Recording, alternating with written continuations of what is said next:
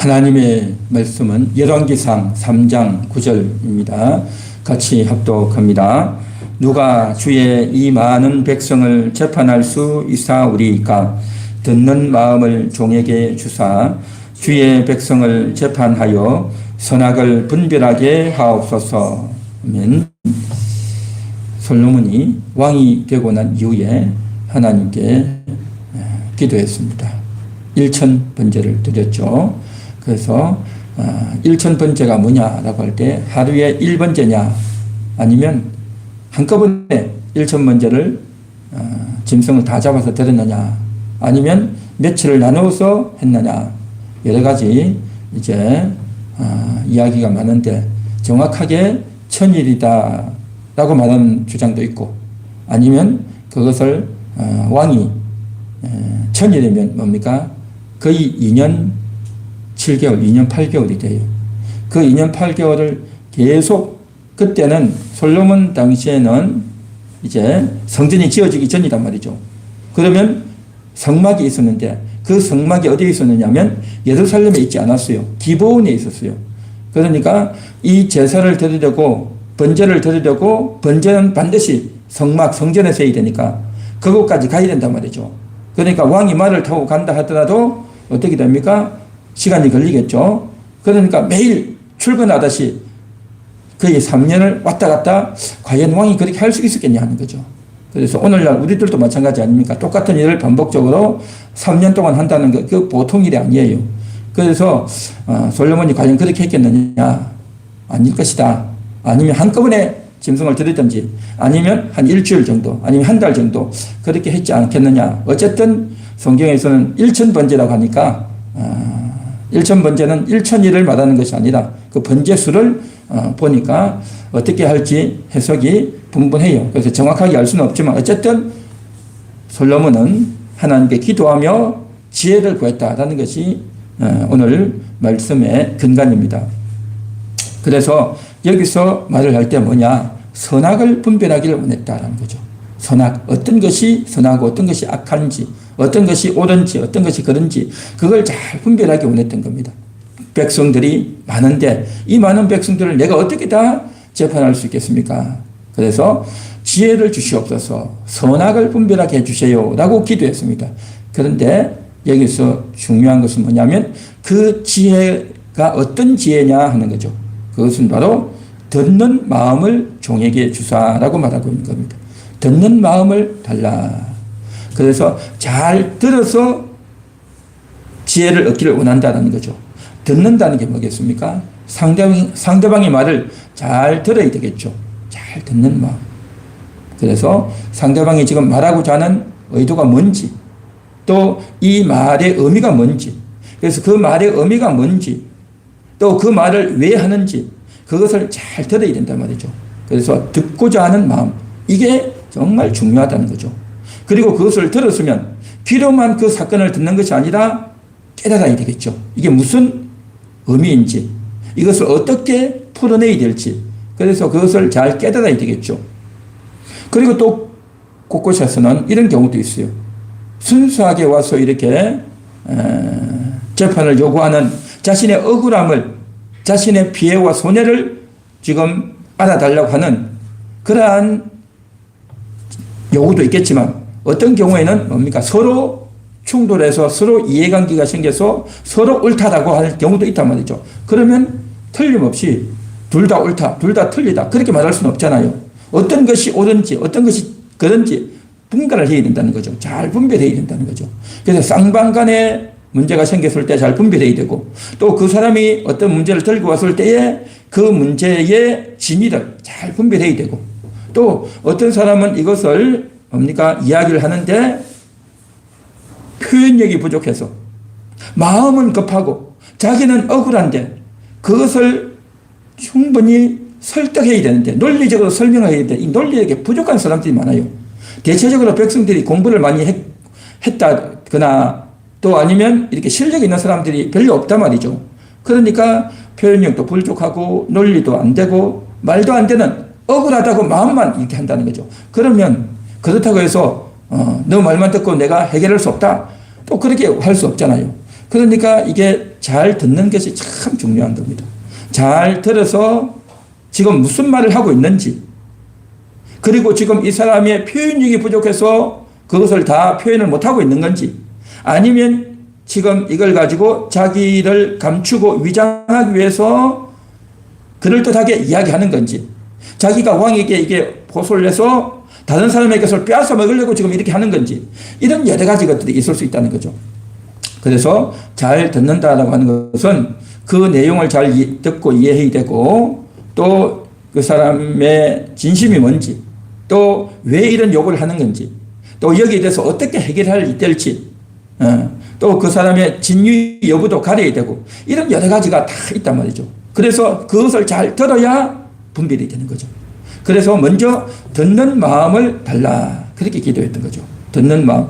그래서 솔로몬이 이렇게 기도한 데는 백성은 너무 많고, 또 이제 점점 문제가 복잡해져 가지고, 사건이 복잡해져 가지고 그것을 판단하기가 쉽지 않았다는 겁니다. 그래서 이 문제를 어떻게 하느냐. 솔로몬이 왕이 되고 난 이후에 가장 먼저 구한 것이 바로 지혜이다라는 거죠. 지혜. 그래서 자신이 조금 전에 어떤 일이 있었습니까? 자기가 왕이 되기 전에 형 아도니아가 왕이 되려고 하다가 실패하고, 그 다음에 또 뭡니까? 아버지 다윗 왕의 첩이었던 아비삭을 구하고, 그게 뭐겠습니까? 자기가 왕이 되고 싶은 거죠. 그래서 끊임없이 정적들이 있어서 왕권이 불안한다는 거죠. 그래서 하나님이 세워주신 이 왕인데 이 왕위를 빼앗겨서는 안 된다는 거죠. 그래서 이 왕위가 좀 더 든든해지기를 원합니다 라고 기도할 수 있죠. 그게 잘못된 건 아니에요. 그래서 그 자기의 권력을 위해서, 또 뭡니까? 여러 가지 자신의 부여를 위해서, 자신의 장수를 위해서 얼마든지, 또 자신의 원수를 제거하는 일을 위해서도 기도할 수 있는데, 그걸 위해서 기도하지 않고 오직 듣는 마음을 원했던 것, 이게 바로 하나님이 보시기에 굉장히 기뻐하시는 내용이었다라고 했죠. 10절에 보니까 솔로몬이 이것을 구하며 그 말씀이 주의 마음에 든지라라고 했죠. 주의 마음에 들었다는 거죠. 그래서 하나님께서 기뻐하시는 간구가 있고 그렇지 않은 간구가 있다는 것을 우리가 알 수가 있겠죠. 그래서 솔로몬은 지금 단순히 재판의 문제뿐만 아니라 이제 백성들을 전반적으로 잘 다스려야 되고, 국가의 방향을 잘 정해서 나가야 되고, 또 여러 가지 사람들 인재를 등용하는 문제라든지 여러 가지 부분에 있어서 옳고 그름을 분별해야 된다는 거죠. 이 모든 통치 전반에 있어서 솔로몬은 지혜를 얻기를 원했다라는 거죠. 지혜. 그래서 자신이 잘할 수 있는 걸 가지고 능력을 보여주는, 또 자기가 할 일을 먼저 잘 찾아서 하는 것도 중요하지만 그것보다 솔로몬은 잘 듣는 것이 중요했다는 거죠. 잘 들어야 되겠다.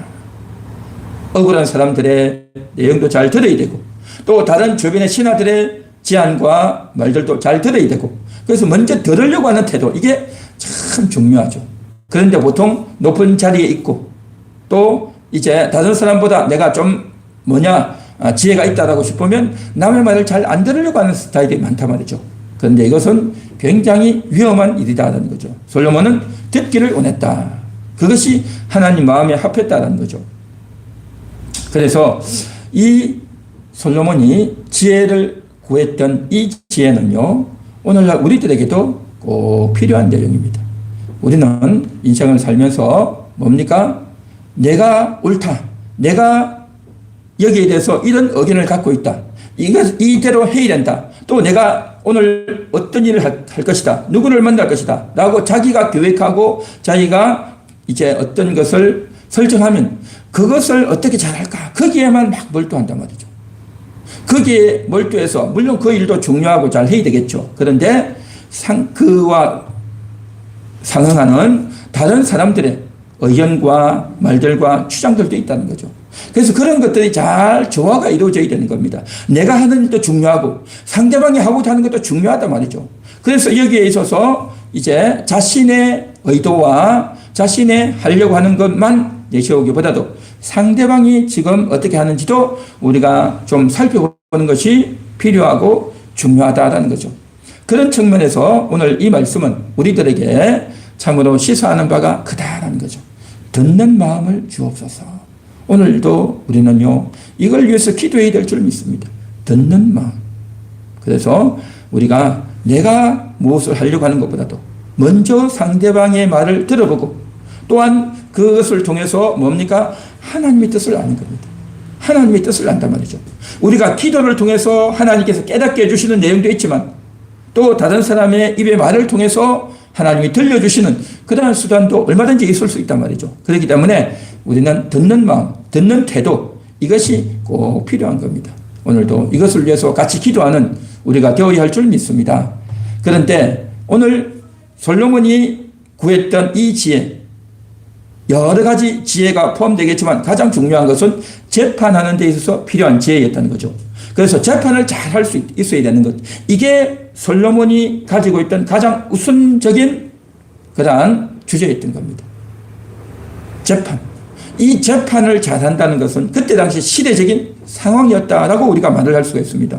왜냐하면 우리가 열왕기서를 쭉 보면 알겠지만 다윗이 왕이 되고 그러고 나서 어떤 일이 벌어집니까? 집안에 불미스러운 일이 있었죠.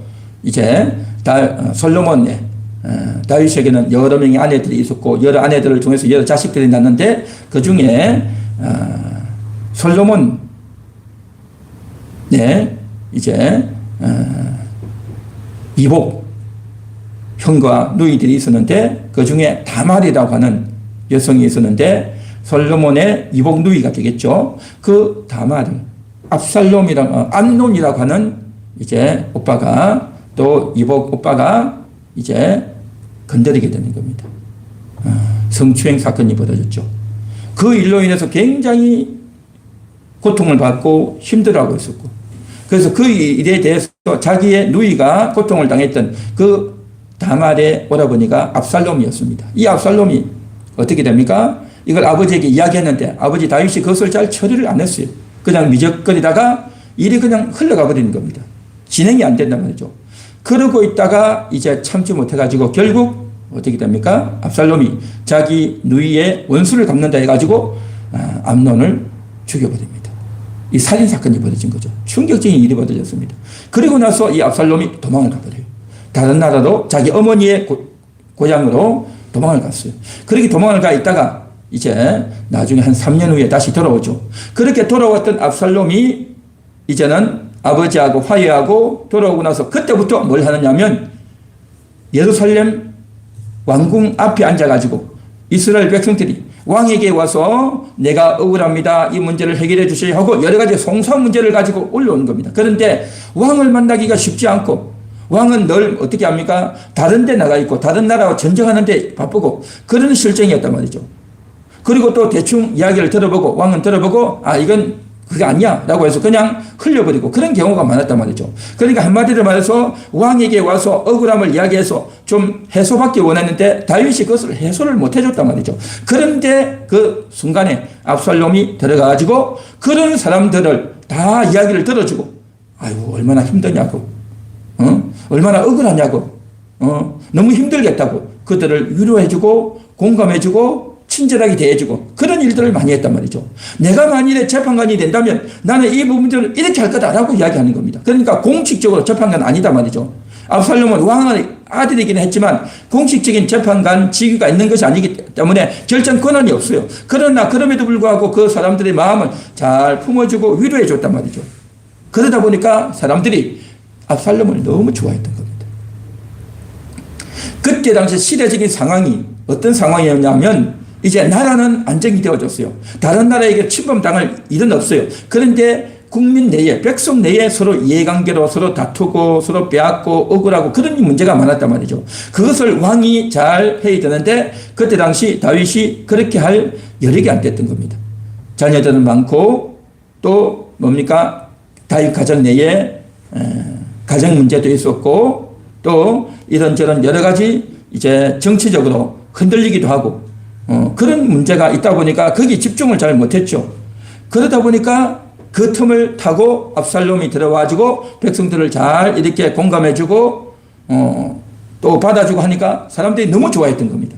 그러고 있다가 결국 압살롬은 어떻게 됩니까? 그 사람들의 민심을 얻고 쿠데타를 일으키고 아버지 다윗을 쫓아내는 쪽으로 흘러갈 수 있었던 그 많은 사람들을 모을 수 있는 계기가 어디에 있었느냐? 바로 그 사람들이 있던 겁니다. 그 재판의 요구를 잘 수긍을 해줬단 말이죠. 물론 압살롬은 이렇게 한 것이 자신의 정치적인 야망을 위해서 자기가 왕이 되고자 하는 그 욕망을 채우는 방향으로 끌고 흘러갔지만 어쨌든 백성들은 재판이 중요한 그때 당시의 아젠다였고 그것이 굉장히 큰 시대적인 과제였다라는 겁니다. 그것을 솔로몬은 어린 시절부터 잘 보고 배웠지 않겠습니까? 그런 것들을 보고 배우면서 어린 시절부터서 집안에 또 가족들 간에 서로 이제 싸우고 다투고 죽이는 이런 일들을 많이 듣고 보고 하면서 백성들의 마음이 정말 그 억울한 것들을 공의로운 해결이 잘 되기를 원하는 그런 마음이 있었다는 거죠. 그것을 솔로몬이 딱 캐치했던 겁니다. 그렇게 캐치해서 솔로몬도 이제 내가 왕이 되면 이런 문제가 여전히 있다는 거죠. 여전히 있어서 다윗도 마지막 인생 후반기에 뭡니까? 여자 문제로 인해서 경제가 징계를 받고 쫓겨다니고 다시 왕권이 회복되긴 했지만 많은 세월이 가고 수십 년 세월이 지나면서 여전히 백성들에게 어려운 문제가 재판의 문제가 있었다는 거죠. 그래서 이것을 내가 왕이 되고 나서는 백성들을 잘 재판해야 되겠다라고 하는 것이 바로 시대적인 과제였고 솔로몬은 그 과제를 바르게 알아서 이제 이것을 어떻게 할 거냐. 그래서 하나님께 지혜를 구했단 말이죠. 그래서 이제 다윗은 다른 나라를 정복하고 또 아브라함 이후에 가나안 지역을 다 하나님께서 허락하셨는데 그 허락한 가나안이요 다 정복이 못했어요. 그런데 다윗 시대 때 와가지고 거의 다 정복을 한단 말이죠. 그러니까 다윗에게 주어진 과업은 나라 백성들을 잘 내치를 해서 다스리는 것보다도 다른 나라의 땅을 넓히고 가나안을 다 정복하는 거기에 전쟁하고 밖으로 나가고 하는 일에 집중하다 보니까 내치가 부족했던 겁니다. 그러나 이제 다윗은 그것을 다 이루고 죽고 나서 이제 많은 땅을 얻고 난 이후에 이제 남은 것은 뭐냐? 내치라는 거죠. 백성들을 잘 재판하고 다스리는 것이 중요했단 말이죠. 그래서 그때에 압살롬은 그 백성들의 마음을 얻어서 자기의 인기를 얻는 쪽으로 흘러갔죠. 그러나 솔로몬은 이걸 통해서 하나님의 지혜를 구했다라는 거죠. 하나님의 지혜를 구했던 겁니다. 그래서 압살롬도 재판을 잘했죠. 재판을 잘해서 나름대로 했고 이 솔로몬 역시도 마찬가지로 재판을 잘했다는 거죠. 재판 실력으로 보면 두 사람 비슷할 수 있단 말이죠. 그런데 문제는 뭐냐면 방향인 겁니다. 재판의 방향이다 말이죠. 압살롬은 백성들의 마음을 얻고 인기를 얻고 했지만 그는 하나님 앞에서 문제를 해결한 것이 아니었습니다. 일단 문제를 갖고 오면 힘들겠다, 어렵겠다, 공감해주고 위로해주는 것, 그건 잘했죠. 그건 잘했지만 그가 해결할 수 있는 게 없단 말이죠. 그러나 실제적으로 정확하게 가져가다 보면 어떻게 됩니까? 그 사람이 억울하다고 하지만 그러나 법적으로 보면 공의롭게 정의롭게 하려고 하면요 이게 그 말을 다 들어줄 수 없는 부분이 많이 있어요. 그런 게 많단 말이죠. 그런데 압살롬은 무조건 들어준 겁니다. 무조건 오케이 해줬단 말이죠. 그런데 솔로몬이 구한 지혜는 뭐겠습니까? 듣는 마음을 가지고 잘 들어주지만 결국 솔로몬이 얻었던 그 지혜, 그것은 바로 하나님의 뜻을 이루는 겁니다. 공의롭게 해야 된단 말이죠. 가난하다고 해서 억울하다고 하는 사람 편을 무조건 들어줄 수 없단 말이죠. 물론 자신은 억울할 수 있고 힘들 수 있겠죠. 그러나 하나님의 관점에서 볼 때에 이것이 잘 분간되어져야 되고 그래서 이제 정리가 되어져야 되는 겁니다. 결국 압살롬이 했던 지혜는 뭡니까? 사람들의 편을 들어주는 그런 방식이 되는 거죠. 사람들의 편을 들어주는. 그러나 솔로몬의 방식은 뭡니까? 하나님의 지혜를 구해서 사람에게 기쁘게 하는 것이 아니라 정말 하나님의 뜻을 세우는 하나님의 율법이 바르게 시행될 수 있도록 그렇게 해주는 쪽으로 나아가야 된다는 거죠. 그래서 재판 실력은 비슷할지 몰라도 그가 흘러가는 방향이 달랐다는 거죠. 무조건 공감하고 무조건 위로한다고 해서 좋은 재판관이냐? 아니다는 거죠. 물론 그 사람이 가지고 온 문제가 어렵고 힘들고 고통스럽긴 하죠. 그래서 그 사람을 공감해주고 위로해주는 것은 필요해요. 그러나 정말 이것이 그 사람 편만 들어주면 상대방은 어떠냐는 거죠. 이 사람 편을 들어주면 상대방이 또 손해를 보고 억울해지지 않냐는 거죠. 그렇기 때문에 모든 사람 앞에서 공의롭게 공정하게 딱 판정을 해야 된단 말이죠. 어느 누구의 편도 들어주면 안 된다는 거죠. 그것을 하는 것이 쉽지가 않다는 거죠. 그래서 하나님의 지혜가 필요하고, 그래서 그 사람의 얼굴을 보고 낯을 보아주는 것은 절대 안 된다는 거죠. 그래서 옛날이나 지금이나 똑같아요. 그러니까 이런 부분에 있어서 공부도 많이 해야 되고 법도 알아야 되고 어느 한쪽에 치우치면 안 되고 해야 되는데, 옛날이나 오늘이나 뭡니까? 누가 돈 갖다 주면 또 어떤 정치 권력에서 요구하면 그냥 그쪽으로 판정하는 일들이 얼마나 많습니까? 요즘 또 그런 문제 때문에 굉장히 시끌시끌하죠. 그래서 정말 중요한 것은 하나님의 지혜를 얻는다는 것은 그냥 단순히 문제를 해결하는 것이 아니라 하나님의 뜻을 세워나가야 되는 거죠. 그 하나님의 뜻을 그렇게 세워나간다는 것은 뭡니까? 하나님의 뜻을 세우지만 사람들에게는 인기가 없는 겁니다. 인기를 얻을 수가 없어요. 내가 이렇게 어려운데 왕은 내 마음도 몰라준다. 우리의 편이 아니다. 라고 그렇게 말하지 않겠어요? 그렇게 말할 수밖에 없죠. 그럼에도 불구하고 정말 하나님의 뜻을 안다고 한다면 그 사람 말이라고 무조건 들어주는 것이 아니라 정말 하나님의 뜻을 바르게 세워서 객관적으로 공정하게 어떤 한쪽에 치우치지 않고 바르게 세우는 것, 이게 절대적으로 중요하다는 거죠. 압살롬은 자신의 인기를 위한, 자신의 정치적인 야망을 위한, 사람들을 모으기 위한 그러한 목적이 굉장히 강했단 말이죠.